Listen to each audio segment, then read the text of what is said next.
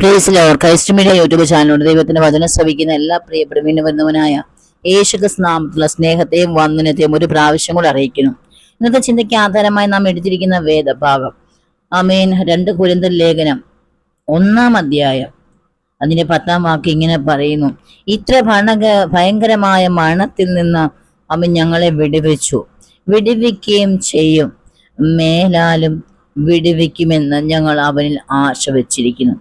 Price the lord. അപ്പോസ്തലനായ പൗലോസ് hallelujah പറയുകയാണ്, ഇത്ര ഭയങ്കരമായ മരണത്തിൽ നിന്ന്, ഇത്ര ഭയങ്കരകരമായിരിക്കുന്ന ആപത്തിൽ നിന്ന്, ഇത്ര ഭയങ്കരമായിരിക്കുന്ന തകർച്ചയിൽ നിന്ന് ഞങ്ങളെ വിടുവിക്കുന്ന ദൈവം മേലാലും വിടുവിക്കും. പ്രിയപ്പെട്ടവരെ, ഇവിടെ നമ്മുടെ ദൈവത്തെക്കുറിച്ച് ഭയങ്കരമായിട്ട് അപ്പോസ്തലനായ പൗലോസ് വിവരിക്കുകയാണ്. അവൻ വിടുവിക്കുന്ന ദൈവമാണ്, വിടുവിച്ചു കൊണ്ടിരിക്കുന്ന ദൈവമാണ്, മേലാലും വിടുവിക്കുന്ന ദൈവമാണ്. ഹല്ലേലൂയ.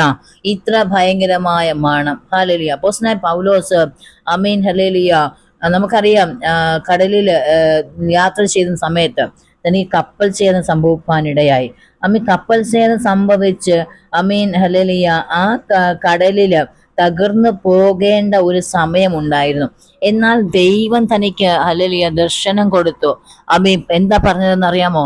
ഹല്ലേലൂയ, ഈ കപ്പലിൽ നിനക്കുള്ള ഈ കപ്പലിലുള്ള ഒന്നിനും എന്ത് ചെയ്യാം, ഛേദം വരിക, അവരുടെ ജീവന് ഛേദം വരികയില്ലെന്ന് പറഞ്ഞ അപ്പോസ്തലനായ പൗലോസിനെ ഉറപ്പിച്ചു നിർത്തുവാനിടയായി. അപ്പോസ്തലനായ പൗലോസ് ഹല്ലേലൂയ കൂടെയുള്ളവരോട് നിങ്ങൾ ഭയപ്പെടേണ്ട, കപ്പലിനല്ലാതെ മറ്റൊന്നിനും ഛേദം വരികയില്ലെന്ന് ഉറപ്പിച്ചുകൊണ്ട് അപ്പോസ്തലനായ പൗലോസ് പറയുവാനിടയായി. നമുക്കറിയാം, ഇത്ര ഭയങ്കരമായൊരു മരണം, ഹല്ലേലൂയ, ആ മരണത്തിൽ നമ്മെ വിടുവിക്കുന്ന ഒരു ദൈവം. പ്രിയപ്പെട്ടവരെ, നമുക്കറിയാം ഈ ലോകത്ത് 2 മരണമാണ് ഉള്ളത്. ഒന്ന് ഹല്ലേലൂയ ജഡത്തിന്റെ മരണം, 2 ആത്മാവിന്റെ മരണം. ഒരുവന്റെ ജീവിതത്തിൽ ജഡമരണം സംഭവിച്ചാൽ എന്ത് ചെയ്യുക, അത് വലിയ പ്രശ്നമല്ല. എന്നാൽ ആത്മാവിന്റെ മരണം സംഭവിച്ചാൽ അത് വലിയ പ്രശ്നം തന്നെയാണ്. ഹല്ലേലൂയ. നമുക്ക് ഏദൻ തോട്ടത്തില് ആദാമാണ് ഹല്ലേലൂയ സകല മനുഷ്യരെയും പാപികളാക്കിയത്. ആദാമിന്റെ ഒരു പ്രവൃത്തിയാണ് തിന്നരുതെന്ന് പറയുന്ന പഴം കഴിച്ചു. അത് നിമിത്തം സകല മനുഷ്യരും പാപികളായി മാറി, ശപിക്കപ്പെട്ടവരായി മാറി. ദൈവ തേജസ്സിൽ നിന്ന മനുഷ്യൻ ദൈവത്തിന്റെ തേജസ് നഷ്ടപ്പെടുത്തി കളയുവാനിടയായി. അവനിലൂടെ ഈ ലോകത്തിലുള്ള സകല ജനവും പാപികളായി മാറി. ആ പാപികളായ മനുഷ്യനെ നിന്ന് ഒരുവൻ വിടുവിക്കാൻ ഈ ഭൂമിയിലേക്ക് വന്നു, കർത്താവായ യേശുക്രിസ്തു. യേശുക്രിസ്തു തന്നെ എന്തുകൊണ്ട് ഭൂമിയിലേക്ക് വന്നു ചോദിച്ചാൽ, ഒന്നാമത്തെ മനുഷ്യൻ ആദാം ദൈവത്തിന്റെ മകനായിരുന്നു. ഒടുക്കത്തെ ആദാമായ കർത്താവായ യേശുക്രിസ്തു ദൈവത്തിന്റെ മകനാണ്. ആദ്യത്തെ ആദാം തോറ്റുപോയെടുത്ത് രണ്ടാമത്തെ ആദാമായ യേശുക്രിസ്തു ജയം പ്രാപിച്ചു. അല്ലെങ്കിൽ ഈ പാപമില്ലാത്ത, നമുക്കറിയാം ഒന്നാമത്തെ മനുഷ്യൻ പാപമില്ലാത്ത, എന്തുകൊണ്ടാൽ ദൈവത്തിന്റെ കയ്യിലെ സൃഷ്ടിയായിരുന്നു. ദൈവമാണ് അവനെ മെനഞ്ഞത്. പക്ഷേ അതുകൊണ്ട് അവൻ ഈ മറ്റുള്ള മനുഷ്യരിൽ നിന്നുള്ള അവൻ രക്തമായിട്ടോ ഹല്ലേലൂയ ഒരു ബന്ധമില്ല. കാരണം ഈ ഭൂമിയിൽ നിന്ന് എടുത്തവരാണ്, മണ്ണ് കൊണ്ട് എടുത്തവരാണ്. ഹല്ലേലൂയ. എന്നാൽ ഹല്ലേലൂയ ആദാം മുഖാന്തരമാണ് മണ്ണ് ഭൂമി ശപിക്കപ്പെട്ടത് നമുക്ക് കാണുവാൻ കഴിയും. അങ്ങനെ ദൈവത്തിന്റെ കയ്യാൽ നിർമ്മിച്ച മനുഷ്യന് ദൈവത്തിന്റെ ശ്വാസം മോദി അവൻ ജീവന ദേഹിയായിത്തീർന്നു, ദൈവ തേജസ് അവനാണെന്നു. എന്നാൽ ഹല്ലേലൂയ ഈ ഭൂമിയിൽ സകല മനുഷ്യരും ഉണ്ടായിരിക്കെ അവരെല്ലാം ഈ മനുഷ്യൻ, അതായത് ആദാം ശപിക്കപ്പെട്ട മുഖാന്തരം അവനിൽ നിന്നുളവായത് ഈ സകല ഭൂമിയും, ഈ ഭൂമിയിലുള്ള എല്ലാത്തിലും എന്ത് ചെയ്യാ പാപം കരന്നിട്ടുണ്ട്. അതുകൊണ്ട് എന്ത് ചെയ്യാ, പാപമുള്ള ഒരുവനെ പാപമുള്ളവനെ മറ്റുള്ള പാപനെ വിടുവിക്കാൻ കഴിയത്തില്ല. പാപമില്ലാത്തവനാകണം. അതുകൊണ്ടാണ് ഒടുക്കത്തെ ആദാമായ കർത്താവായ യേശുക്രിസ്തു ഈ ഭൂമിയിൽ പാപമില്ലാത്തവനെ വന്ന ദൈവത്തിന്റെ മകനായി വന്നത്. ഹല്ലേലൂയ. എനിക്കിവിടെ പറയുവാനുള്ളത്, നോക്കുക, ആദാം നഷ്ടപ്പെടുത്തി കളയുന്ന ദൈവത്തിന്റെ തേജസ് മടക്കി നൽകുവാനാണ് കർത്താവായ യേശുക്രിസ്തു ഭൂമിയിലേക്ക് വന്നത് എന്ന് പറഞ്ഞതുപോലെ ഒന്നാം മനുഷ്യൻ ആദാം മനുഷ്യനെ മരണം കൊടുത്തപ്പോ രണ്ടാം മനുഷ്യനെ യേശുക്രിസ്തു മനുഷ്യന് ജീവൻ നൽകുവാനിടെ. Praise the lord. ഇത്ര ഭയങ്കരമായ, നമുക്കറിയാം പ്രിയപ്പെട്ടവരെ, ഒരാൾ യേശുവിനെ അറിയാതെ നരകത്തിലേക്ക് പോയാൽ അതൊരു മരണമാണ്. അല്ലെങ്കിൽ നിത്യമരണം.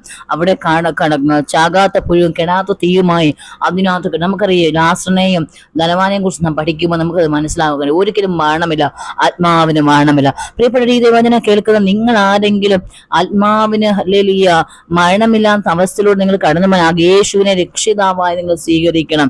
ദൈവ പൈതലായി മാറിയ മാത്രമേ സ്വർഗത്തിൽ പ്രവേശിക്കാൻ. സ്വർഗം ഉണ്ടാക്കിയ ദൈവമാണ്, ദൈവം പിതാവായ ദൈവമാണ്, യേശുക്രിസ്തുവിന്റെ പുത്രൻ യേശുക്രിസ്തുവാണ്. ഹല്ലേലൂയ, സ്വർഗം ഉണ്ടാക്കിയ.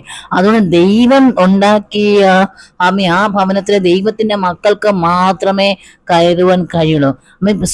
നരകം ഉണ്ടാക്കിയ പിശാചിനും അവന്റെ കൂട്ടാളികൾക്ക് വന്നാൽ ദൈവമക്കളെ ഏതനെ ചിതറിച്ചതുപോലെ ഇന്ന് അനേക ദൈവമക്കളെ, അനേക ദൈവത്തിന്റെ സൃഷ്ടിയായവനെ നരകത്തിലേക്ക് കൊണ്ടുപോകാൻ അവൻ പെടാപ്പാടുപെടുമ്പോൾ പ്രിയപ്പെട്ടവരെ, ഇന്ന് ഈ തിരുവചനം കേൾക്കുന്ന ഇത്ര ഭയങ്കരമായ മണം, ഈ ഭൂമിയിലുള്ള മണം ഒരുപക്ഷെ നമുക്ക് നമ്മളെ പ്രിയപ്പെട്ട ആശ്വാസം നഷ്ടം. പക്ഷെ ഇതിനപ്പുറമായി ഈ നമ്മളുടെ ജഡം മരിക്കുമ്പോൾ നമ്മൾ അറിയില്ല കേട്ടോ, മറ്റുള്ളവർ. പക്ഷെ എന്നാൽ നമ്മുടെ ആത്മാവ് നരകത്തിൽ പോകുമ്പോൾ നമുക്ക് വ്യക്തമായിട്ട് അറിയാം. കാരണം ആത്മാവിന് ജീവനുണ്ട്.